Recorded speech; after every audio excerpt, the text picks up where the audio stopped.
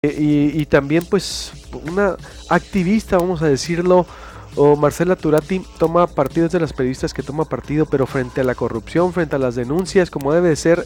Marcela, creo que, como dice Jorge Ramos, también el periodista no puede permanecer impasible o inamovible frente a lo que pasa en el país frente a la barbarie o a la corrupción, y a ti pues te ha tocado documentar la barbarie en sus diferentes facetas, y hoy pues con este proyecto Más de 72 que intenta documentar a desaparecidos en Tamaulipas hace 5 años, 6 años, pero también con un alcance nacional de futuro. ¿Cómo estás, Marcela? Buenos días. Hola, muy buenos días, muy bien, muchas gracias y gracias por la invitación a hablar en tu programa. Al contrario, Marcela, gracias a ti. ¿De qué se trata este proyecto Más de 72 frente a una corta memoria colectiva en este país, que nos olvidamos de la tragedia porque una noticia satura la otra?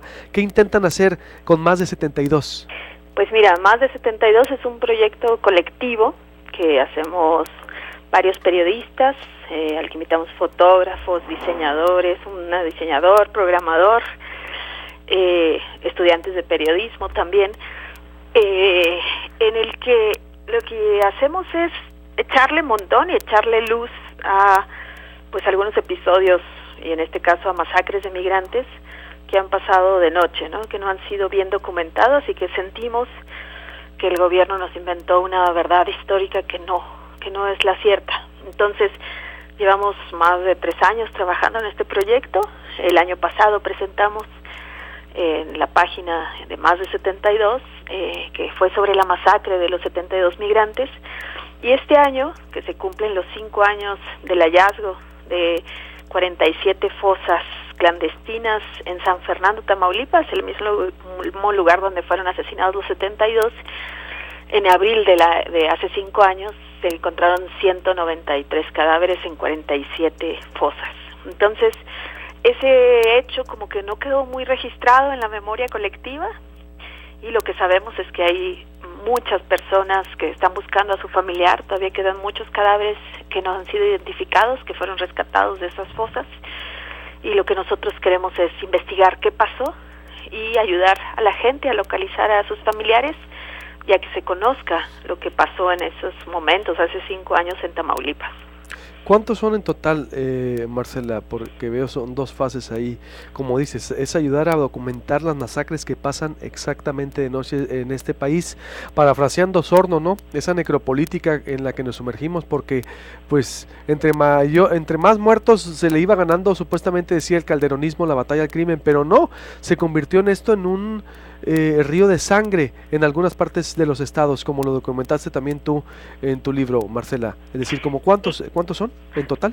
Pues los cadáveres son 193 cadáveres, pero lo que sabemos y lo que se decía en ese momento, a mí me tocó ir como reportera de Proceso en abril del 2011 a Matamoros, donde estaban llegando estos cadáveres. Lo que sabemos, y ahí se notaba, había cientos de personas haciendo filas para que les tomaran muestras genéticas, muestras de ADN, para ver si alguno de esos cuerpos eran de sus familiares. Entonces, ahí ya se decía, lo decían los periodistas y lo decían los mismos ministeriales, y después salió en cables desclasificados en Estados Unidos, que había muchos más cuerpos que no fueron exhumados, que ahí están. Y lo que vemos con el tiempo es que hay muchas más personas que fueron desaparecidos. Ese episodio muy poca gente lo conoce, o sea, no es tan conocido. ¿Qué pasaba o por qué esas fosas de abril del 2011? Bueno, lo que dijo primero el gobierno fue que porque los Zetas pusieron un retén carretero a la altura de San Fernando, interceptaban autobuses que iban hacia Matamoros o hacia Laredo, y bajaban a los pasajeros, a los que eran hombres jóvenes en edad de ser reclutados, ¿no? Y ahí elegían. ¿Y cómo elegían? Lo que sabemos ahora es que revisaban los celulares o las identificaciones que tuvieran los jóvenes. Si eran de Centroamérica, los apartaban del resto. Si eran de Michoacán o si eran de Sinaloa, o si venían en camiones que habían salido de Michoacán. Por eso hay muchos guanajuatenses, michoacanos, queretanos, gente que estaba en la ruta de camiones que salían de Morelia, que ahí fueron interceptados y se los llevaban a varios, bueno, a muchos los asesinaron, y los asesinaron ni siquiera a balazos, a golpes. Otros están todavía desaparecidos, no se sabe si los intentaron reclutar o los reclutaron o qué hicieron con ellos. Y lo que la autoridad nos dijo es que bueno, que fueron 2 autobuses que los Zetas interceptaron, y hoy sabemos que no fueron 2 autobuses. Hemos estado haciendo esta reconstrucción y tenemos por lo menos 8 autobuses que fueron interceptados. Tenemos también que hay autobuses que no tenían marca comercial, o sea que jornaleros migrantes de Querétaro o de Guanajuato rentaron para que los llevara al otro lado, y que desaparecieron los autobuses con todo y personas. Entonces, y tenemos que lo hicieron no solo en marzo, porque las autoridades dijeron que fue todo en marzo del 2011, no, que lo empezaron a hacer desde el 2010, y desde enero del 2011 tenemos reportes ya de muchachos también desaparecidos en sus automóviles porque pasaron por ahí. Tenemos que controlaban y que detenían a todos los jóvenes que veían con placas extranjeras que pasaban, o extranjeras o placas de otras partes del país que pasaban por ahí o que les parecían sospechosos. Todos esos eran interceptados, y muchos, bueno, pues ahí tenemos, no sé, estamos tratando de armar una lista de desaparecidos. La gente nos está escribiendo y eso es lo que estamos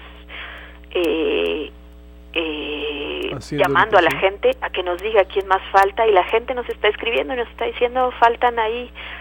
Nosotros presentamos una primera lista de personas que sabemos que desaparecieron en ese sitio, buscando en medios de comunicación, buscando en reportajes.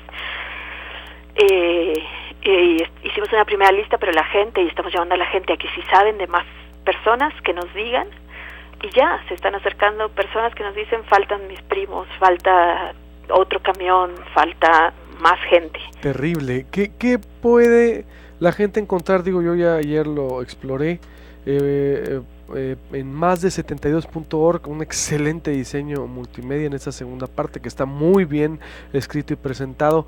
¿Y dónde los pueden contactar, Marcela? Todo esto va a encontrar lo que me estás platicando, porque es una documentación en este sitio de investigación periodística. Pues la gente va a encontrar ahí una cronología de cómo ha ido desapareciendo gente en ese sitio, y es interesante porque nos han escrito de otros lugares de Tamaulipas que quieren que lo ampliemos, que también digamos en municipios cercanos. Va a encontrar también los cables y la información que hemos desclasificado de Estados Unidos y de México sobre estos casos, donde se explica, hay varias cosas bien interesantes de este caso. Se explica cómo el gobierno, para no hacer mala publicidad, dejó de excavar, y cómo no querían que se les espantara los viajeros en Semana Santa, entonces mejor decidieron dejar de excavar. También está el caso, sabemos ya que fue otro caso como el de Ayotzinapa o el de Tierra Blanca, donde participaron al menos 18 policías municipales que trabajaban para los Zetas, ¿no? Y entonces, bueno, tenemos ese, es parte de este caso. También sabemos que la Marina y el Ejército operaban en la zona y no hicieron nada, como tampoco hizo nada la Secretaría de Comunicaciones y Transportes, a las que los choferes de autobuses avisaban que en el camino los estaban interceptando. Pero lo más importante de este sitio, de lo que tenemos, es que uno puede asomarse a la información que ocultó la PGR durante muchos años, que son 120 fichas forenses. ¿Qué es esto? O sea, son la descripción de 120 cuerpos, 120 de los 193 cuerpos, la descripción de qué tatuajes tenían, cómo miden, cómo iban vestidos, cómo es su complexión, y que pueden ser datos que ayuden a algún familiar que está buscando a su familiar, pues que ayuden a localizarlo. Entonces damos a conocer esta lista de tatuajes y esta lista de características personales para que quien esté buscando pues pueda ahí cotejar, y estamos pidiéndole a todo mundo, a periodistas, a ciudadanos, pues que nos ayuden a seguir en esta búsqueda y que nos ayuden a seguir registrando gente, y a periodistas que si tienen información pues que la podamos compartir ahí. ¿Dónde te pueden contactar, Marcela? Es decir, entiendo que esto es a nivel Tamaulipas, pero hay un proyecto nacional importante donde participaremos, que no lo voy a decir, pero ¿dónde te pueden contactar por si acaso alguien aquí que te está escuchando de Cajeme o de Hermosillo, a los periodistas, a lo que están haciendo esto? Es info@más-de72.org, y el sitio web es www.masde72.org. Muy bien, info@masde72.org. Sí, y les invitamos a ver la página, que vean en el Facebook todo el tiempo estamos subiendo cosas.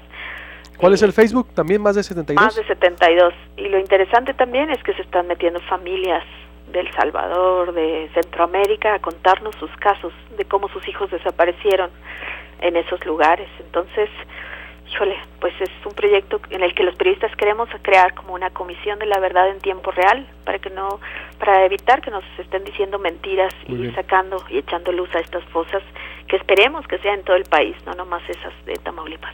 Felicidades, Marcela, en verdad muy interesante. Estaremos dándole seguimiento y como siempre todo el apoyo y pues el reconocimiento también en lo que haces. Te mando un abrazo y estamos en contacto. Un abrazo y muchísimas gracias. Igualmente, Marcela Turati, periodista de Proceso y periodista freelance, también escritora y que documenta pues en sus crónicas y sus libros la barbarie de este país.